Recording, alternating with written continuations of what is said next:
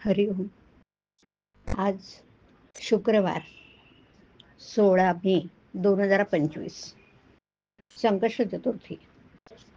सद्गुरू ब्रह्मचैतन्य गोंदवलेकर महाराज यांच्या प्रवचनाचा आजचा हा भाग ऐकूया. देह हा परमार्थाचे साधन समजावा. संतांचं काम तुम्हाला देहबुद्धीपासून सोडवणं हे आहे. तुम्हाला मुलगा देणं, तुमचं दुखणं बरं करणं म्हणजे विषय देणं हे नाही. जो जो परमार्थाला लागावे तो तो देहबुद्धी तिथून ओढण्याचा जास्त प्रयत्न करते. विद्येची बुद्धी ही देहबुद्धीला धरू नये, ती मारून आपण शुद्ध केले पाहिजे. आणि मग याकरता भगवंताच्या स्मरणासारखा दुसरा उपाय नाही. कुत्रा हा आपल्याला रात्रीच्या पहाऱ्याकरता उपयोगी पडतो, पण तो कितीही चांगला आणि उपयोगी असला तरी आपण त्याला पानात जेवायला घेऊन बसत नाही. त्याप्रमाणे देहाचं ये आतल्या खोबऱ्याच्या रक्षणाकरता ज्याप्रमाणे करवंटी, त्याप्रमाणे देहाला परमार्थाकरता साधन मानावं. पण मनुष्य हा देहच मी आहे असं मानून व्यवहार करतो की नाही. वास्तविक आपण देहापासून निराळे आहोत असे पदोपदी दाखवित असो.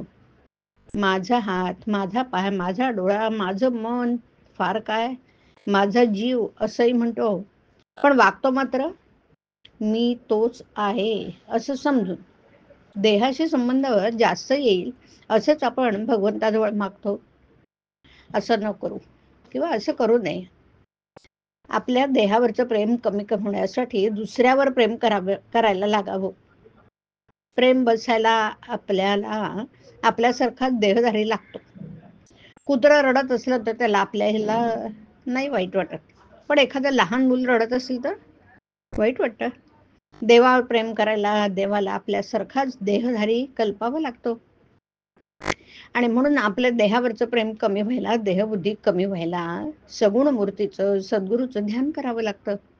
आणि ते जसं दृढ होत जाईल तसं आपण स्वतःला विसरून जातो आणि आपण देहाच्या पलीकडे गेलो म्हणजे सद्गुरूचं खरं स्वरूप हे देहातीत आहे असं प्रत्ययाला येतं.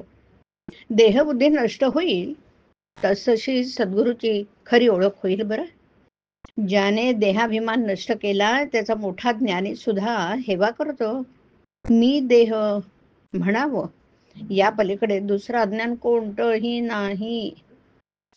मी भगवंताचा असून देहाचा म्हणणं यासारखं दुसरं खोटं नाही. प्रपंचात संकट येतात तरी पण तो सोडावा असं वाटतो का? याहून भगवंताची माया ती कोणती हो? अति सहवासामुळे देहाचे ममत्व सुटत नाही. परमात्म्याचा सहवास, उदाहरणार्थ देवाला जाण्याचा वा जप करण्याचा नेम केला म्हणजे देहाचे ममत्व थोडं थोडं कमी होतं. देहाच्या सहवासाने आपण देहाचे होतो की नाही, नामाच्या सहवासाने आपण परमात्म्याचे होऊ. भगवंताच्या स्मरणामध्ये देहबुद्धीचं मरण आहे. हरिओम. हरिओम तत्सत. हरिओम.